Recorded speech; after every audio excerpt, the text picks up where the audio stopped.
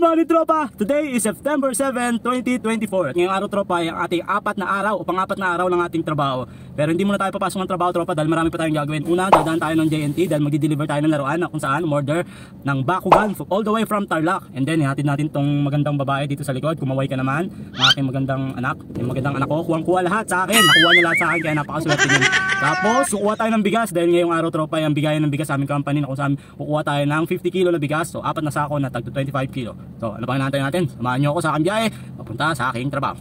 Tara! Let's go! Napakainit ngayong araw, mga tropa. Salamat, wala nang bagyo. Gusto ko sana magmotor, kaso ngayon naman yung bigayan ng bigas sa company namin. So, gamit pa rin natin si Wigo Mengo. Hopefully bukas, motor na tayo, mga tropa. Para motovlog na naman tayo. Gamit natin si Duke o ang ating Pongkan. So, ngayon, Wigo Mengo muna tayo, mga tropa. So, ngayong araw, tropa, medyo busy tayo. Sobrang busy natin ngayong araw. Bumangon tayo ng 8 AM. Pagkabangon natin, nakipag-meet up na agad tayo dun sa bumili sa atin ng Bakugan. So, pumunta siya dito sa Mabuhay Phase 7. So, kinuha niya yung laruan niya.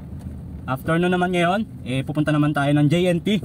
Located naman yung JNT sa Barangay Banlik para i-deliver yung laruan na dalawang Bakugan na order naman sa atin ng tropa natin papunta ng Tarlac. So, shoutout nga pala sa tropa natin na umorder sa atin ng Bakugan all the way from Tarlac. Walang iba kundi si Ivan Romero. So, shoutout Sir Ivan Romero. Salamat. Oh no! Lumipad yung camera natin. So, ulitin natin. Shoutout kay Ivan Romero all the way from Tarlac. So, maraming salamat sa pag-avail ng dalawang Bakugan. So, dahil nag-avail si tropa ng dalawang Bakugan, syempre meron tayong binigay na freebie na isang Bakugan. Pero yung freebie natin meron ng konting problema. Konti lang naman. Pero sa tingin ko magagawa niya ng paraan ng tropa natin. So, maraming salamat Ivan Romero. So, yung benta nun, worth 600 pesos. So, nabili niya yung item ng 300 each. Free shipping. So, may shipping fee yun ng 54 pesos. So, free shipping tayo. So, for a total of 550 yung kinita natin. So, paghahatian namin yun ng tropa ko na si Oliver Montero. So, ganun lang. Bigayan lang, mga tropa. Naiingayan yung anak ko. Nandito sa passenger side yung anak ko. Ano, okay ba? Hindi ka ba naiilang? Isasalita yung papa mo? Tumingin ka sa camera! Tumingin ka! Mahihayin yung anak ko, hindi nagmana sa papa nila makapalamuka. Mainit ba? Ma'am, mainit ba yung aircon? So, lalakasan natin yung aircon, naiinitan na yung pasahero natin. So, for today's video, masaya tayo kasi nakabenta tayo. Woohoo! So, nag-live tayo kahapon, nakatatlo na tayong benta. So, meron pa tayong 12 na Bakugan na pwede nyo bilhin, mga tropa. Balikan nyo lang yung live ko. Pero binanggit ko doon na after 24 hours, hindi na tayo sale. Pero sale na natin. So 300 pesos na lang lahat. Each item ng Bakugan natin 300 pesos. So pakisilip na lang sa page natin, mga binibenta ni Tonton. Baka sakali may magustuhan kayo, mga tropa. Imagine, free shipping. Yung shipping ng iba 75 pesos. Ako yung shipping ko 54 pesos lang. Pero ang talagang shipping fee nun, mga tropa, to be honest, is 75 pesos talaga. Kaso sa JNT, meron yung tinatawag na voucher. Ililes yung 21 pesos. So kaya naging siyang 54 pesos. Kaya kung ano yung siningil sa akin ng JNT, yun lang din ang sinisingil ko sa mga customer natin. Kailangan talaga maging honest tayo Kasi minsan, last time, sinisingil ko talaga, to be honest 75 pesos yung shipping fee na sinisingil ko. Hindi ko binabawas yung voucher na 21 pesos, kumbaga kickback ko pa rin. Minsan, pag sinesend ko yung sticker o yung resibo, nakikita ng customer, bakit 54 pesos lang? So, mahirap ipaliwanag, nasasabihin mo, yung actual talaga na presyo ng shipping fee 75 pesos. May discount ka, may voucher ka, dahil regular customer ka ng JNT, kaya binabawasan ng 21 pesos. So, mahirap ipaliwanag yun sa consumer o sa customer. Ang ginagawa ko, kung magkano lang talaga yung binayaran ko, yun lang din ang sinisingil ko sa mga customer na bumibili ng mga laruan natin. So, shoutout sa lahat ng mga bumili na ng laruan, buti pa si Tonton o yung mga binibenta ni Tonton. Maraming salamat. So, meron na tayong naging customer all the way from Mindanao. Meron na rin tayong naging customer all the way from Visayas. So, Luzon, Visayas, and Mindanao. So, may mga naging customer na ang mga binibenta ni Tonton o buti pa si Tonton TV. So maraming salamat dahil sa inyo meron akong panggas. Lalo na ngayon, ubos na tong gas ng kotse natin. 2 bars na lang. Dahil lang araw na natin ginagamit to. Pang-apat na araw na natin ginagamit to.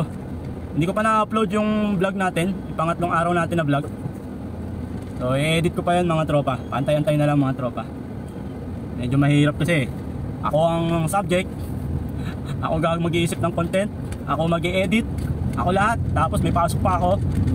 So ginagawa ko kasi yan, pag uwi ng bahay, edit ko. Pero minsan pag mahaba yung videos natin, ang hirap i-edit. So mahirap na siyang i-edit, ang tagal pang i-upload. Kaya medyo matagal talaga. Yung mga viewers natin o followers natin, pasensya na. Pa-check na lang sana from time to time. Pero may mga ina-upload naman ako mga reels, yung mga may iksing reels na. Pag may naisip ako bigla, ginagawa natin agad yan. Para syempre, meron pa rin mapanood yung mga followers natin. Baka sakali maghanap. Okay, malapit na tayo. Daldal ng daldal si Tonton. Naingayan na yung anak ko. Putulin na muna natin itong videos. Balikan ko ulit kayo mamaya pag malapit na tayo sa JNT. Peace.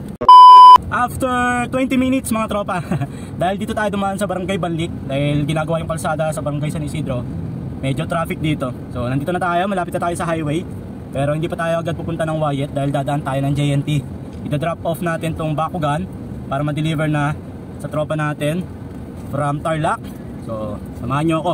So, ita-drop off na lang natin kasi na-encode ko na siya via app. So, JNT app. So, kapag sa JNT kasi mga tropa, nabanggit ko na rin to sa mga nakaraang vlog ko. Merong app siya na kung saan i-encode mo na lahat ng information doon. Pangalan, barangay, telephone number, and yung address ng pagdideliveran ng laruan. Para pagpunta mo ng JNT, makiki-hotspot ka na lang para ma-send sa kanila yung item o yung information na in-encode mo doon sa app nila. Ganon kadali kapag sa JNT kayo nag-book ng inyong mga item. Lalo na ito, laruan, maliit lang. So, napakabilis. Hindi po ako endorser ng JNT. Ako po ay ano lang, isang mamamayang nag-enjoy sa app ng JNT. So, ngayon, nandito na tayo JNT.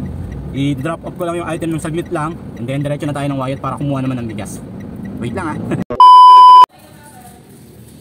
So, nabalot na yung item natin. Safe na safe yung Bakugan dito mga tropa. Tinan yung packaging nila. So ngayon, pipicturean natin tong sticker na to. Tapos isend natin dun sa customer natin para matatrack niya kung nasa na yung item niya. So dahil happy tropa, na-deliver na natin yung laruan papunta ng Tarlac. So maraming salamat sa tropa natin, si Ivan Romero. Sana umorder ka ulit ng mga laruan, ibuti pa si Tonton TV. Hanggang sa sunod tropa, mga binibenta ni Tonton at buti pa si Tonton TV. Peace! Bye bye!